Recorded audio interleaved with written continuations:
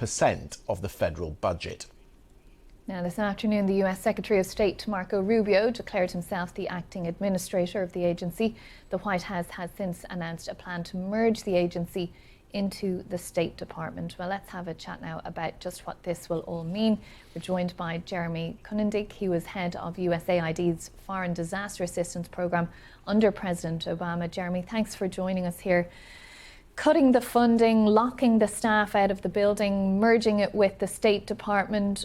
What is USAID going to look like into the future?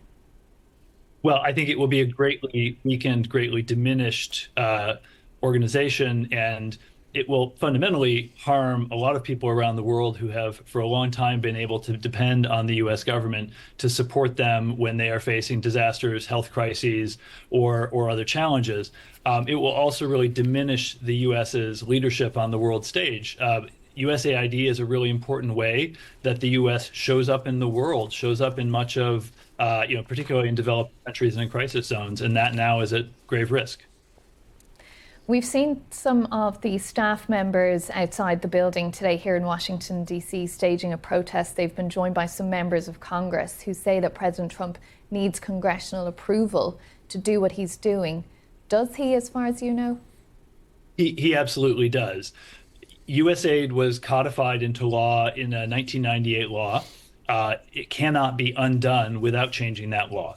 So there would need to be legislative reform agreed with Congress in order to do this lawfully. I think what's important to understand is nothing that is being done right now in this process is being done lawfully, not within the bounds of the law. This is the world's richest man deciding that the world's richest country should no longer keep helping some of the world's poorest people. And he has been apparently given free rein to do that, to fire staff who stand in his way. And it is a disaster for many people around the world. It's a disaster for American interests and values around the world.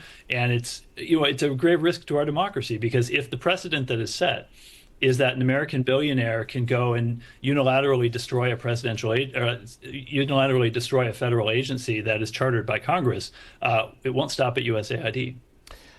Abel, let me just read you a line from Reuters in the last few minutes. Trump expected to issue executive order on Tuesday, withdrawing the US from the Human Rights Council and prohibiting future funding for UNRWA, the UN relief agency for Gaza. Jeremy was just talking about the United States' interests and values around the world. It seems they're retreating on every front. Yes, very, very much so. I think. Abel, let me bring you in. I'll bring you in a second, Jeremy. Go on, Abel. Christian, I've heard the speaker talk about how we're losing and it's going the wrong way and we're losing the stamina around the world. Again, we have a situation where President Trump has put Elon Musk to head the Department of Government Efficiency, which is a good thing. Mm-hmm. He made that very clear 6 months ago. The department has been put in place. Elon Musk has taken a lead. Yes, it's only maybe 1% of the budget, which is a huge budget in America. However, this shows you how serious they are about getting our budget in order in America. We have a 30-something trillion dollar deficit.